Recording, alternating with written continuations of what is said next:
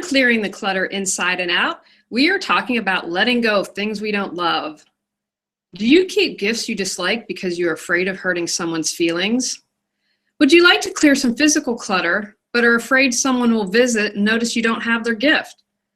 Are you holding on to something you don't use because you paid a lot of money for it? Are you ready to let the insignificant stuff go? Let's begin our month as we focus on self-love and self-care.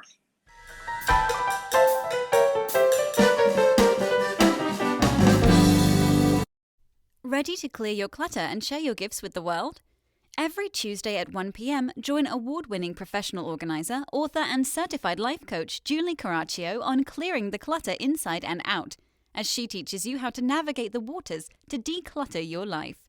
Julie Coraccio destroys the box and examines clutter in all areas: physical, mental, emotional, spiritual, energetic, relationships, health, finances, and more.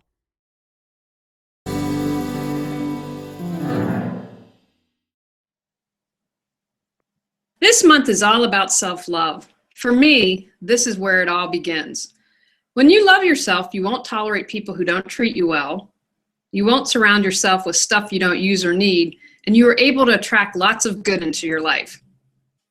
I am always working on self-love because I know I can always be better at this. I believe we are these perfect beings when we were born, and then crap happens. Whether it's teachers, society, family, and friends, we forget the magnificent, brilliant beings that we are.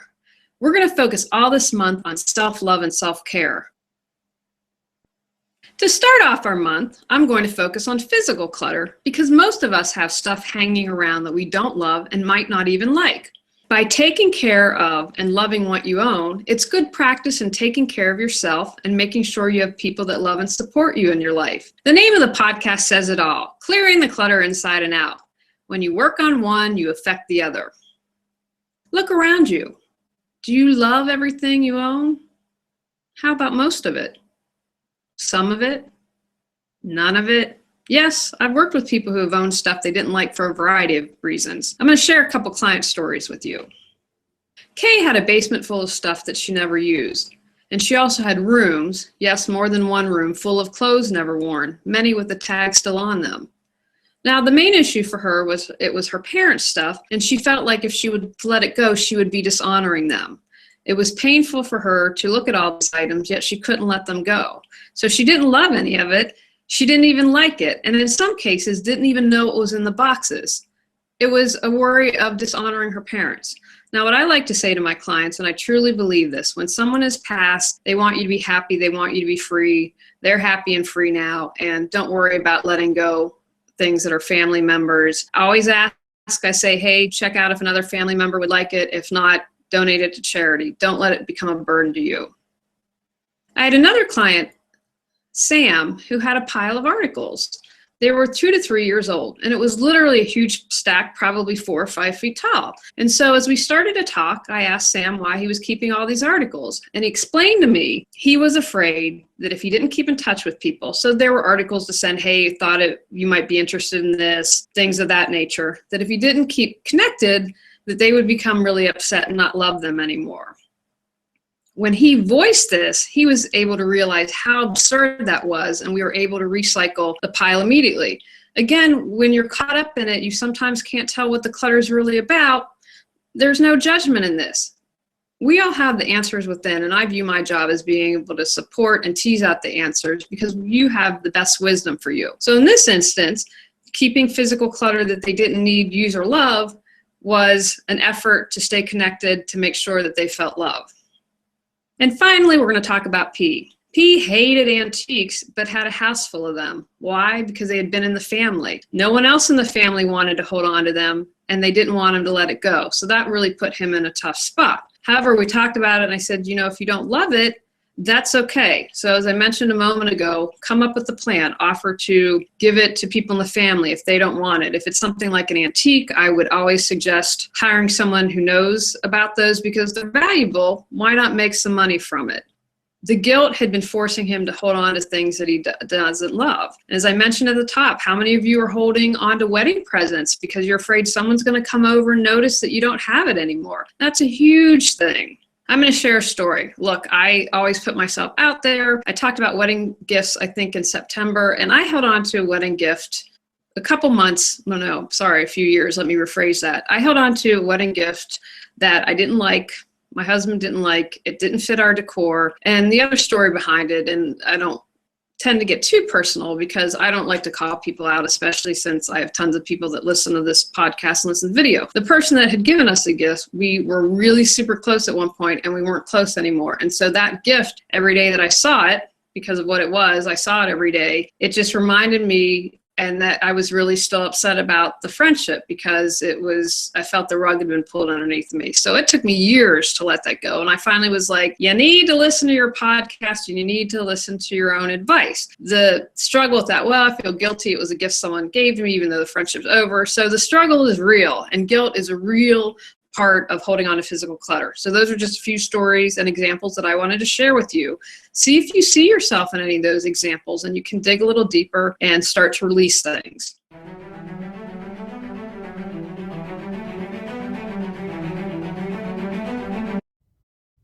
Anxious, exhausted, stressed out, losing your mind, ready to get your life back? Go to reawakenyourbrilliance.com to learn how Julie Coraccio can support you.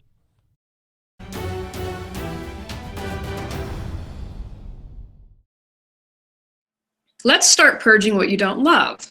Now, if you're using something or needing something, you may not love it, and you don't have to necessarily purge it. An example I would use is we have a coat tree to hang coats. It's in constant use all year round. We have a really odd-shaped closet downstairs, and finally, after living here for 8 years, I thought, I'm tired of being annoyed by the closet. We're going to get a coat tree. Do I absolutely love it? No. I really would have preferred to have time to go to antique stores or to go to secondhand stores to find something that was different and funky. But I use it every single day. Maybe someday I'll replace it, but for right now, it works for me.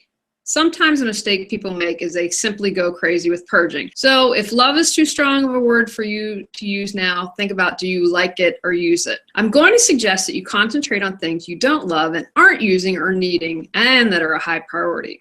I know some of you listening have stuff you can purge right now that you don't love, like, need, or use. I'm going to encourage you to let that go right now. Make a list of all that, or if you're listening and doing, get it in the donate pile right now. We'll talk about some of the challenges that may come with that in a moment. So if we've made our list or have items that we know we can release right now, let's dig a little deeper. Are you able to tell if you really love an item? It's okay if you can't. This is probably a bit harder than people realize. I feel we're really conditioned in our society to buy, buy, buy. One of the things I remember after 9/11 is they all encouraged us to go buy, buy, buy. I don't remember go donate blood. The message that stuck with me, and I think I was in such shock, is we need to support the U.S., we need to support the economy, go spend money. That's what I remember the most. Now again, not the whole tragedy of 9/11, but that was a huge message that I took away. Maybe they encouraged volunteering and donating blood, but that was what stuck with me. How do you know if you love something? Here are some things to consider. Does it make you happy, bring you joy or pleasure? I love original artwork and buy some when I travel, usually from street vendors. And every time I see this art, it triggers a nice memory and puts a smile on my face. Do you feel good when you use it or see it? What's your initial response? If you don't, that can be a quick reason to release it right now. Many people hold on to things that don't make them feel good. I have had clients who've held on to items such as mementos from a failed relationship.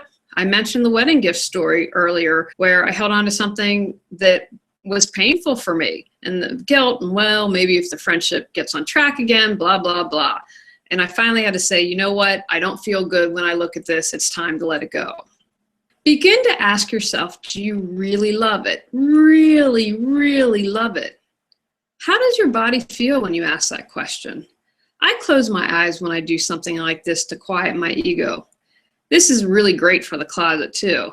If you don't really love it and feel like $1 million in it, why do you still have it? Again, if you use it every day, my gym clothes aren't fancy and I don't feel super fantastic in them, but I'm pretty utilitarian in my gym clothes. They fit and they keep me comfortable in working out, so I don't have to feel the need to feel super attractive in them. Does something like obligation creep up? If so, it might not be something you love. I'm going to be talking about obligation again. Why would you hold on to something you don't love or use? Is it because you are worried that you will offend someone if they see you don't have the item anymore? Let's talk about that. How would you handle it?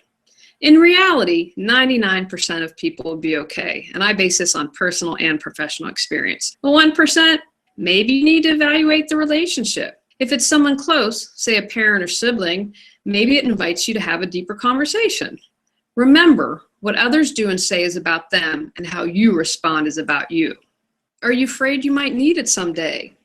Trust you will get what you need when you need it. I tell my clients this all the time. That helps open you up more to trusting, to having faith, to believing. And if you're trying to create a different life, think about it. If you are afraid you might need it someday, it's like a straw, the energy of the universe. You're cutting it off at the straw, like, I'm clenching, holding on to, instead of slowly opening your hands or letting that straw become a wide straw as opposed to something that cuts off the energy. Think of these things as you go through your items. How can you release them? Do you need to hire someone to support you? Work with a trusted friend?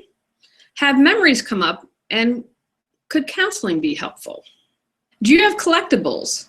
Do you have them because you love collecting, or it was something that was started for you as a child and you just kept with it?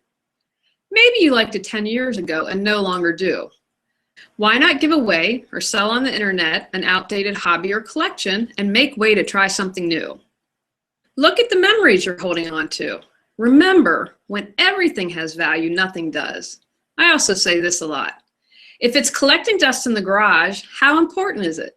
I love our wedding album and look at it a few times a year. I'd never give that up. The same with our wedding video. I get it, the hubs to watch it once a year, and I love it. Mainly, it looks like it was from the 80s, even though we were married in 2013. Don't equate love with time spent, as my wedding memorabilia illustrates. Do you love the memorabilia you hold on to? Is there a way to get creative, like taking digital photos and making a collage or a cool wall hanging? I've seen a lot of people make quilts out of t-shirts from high school or college that were important to them. If not, do you want to keep something boxed up and collecting dust? That's a serious question to ask. Think of your home as real estate. Are you going to take up valuable real estate with things just collecting dust? The goal here is to be more discerning about what is important, what brings you joy, and what makes you happy. My first episode from December 2016 talks about getting closure on physical items. It might be supportive as you do this if you have lots of emotions and feelings coming up. Take actions from today's podcast. What items can you release right now that you don't love? Pick one room and begin releasing physical stuff you don't love. Dig a little deeper. Are there any items you were holding on to out of obligation? Because you might need it someday? Consider journaling and seeing if something pops up. Create a game plan to let the more challenging items go. Ask yourself if you are honoring your memories. If you aren't, how can you do that? By creating a quilt, a shadow box, etc. If you don't want to spend the time or effort to honor it, why are you still holding on to it? Figure out how to release it.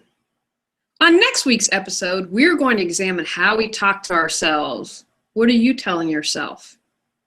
Go out, clear the clutter to create the life you choose, deserve, and desire. Ready to live a more joyful and fulfilling life? Sign up for our newsletter at reawakenyourbrilliance.com and receive a free copy of 10 Steps to Clearing Clutter Inside and Out. If you enjoyed today's episode, please rate and review Clearing the Clutter Inside and Out. See you next Tuesday at 1 p.m.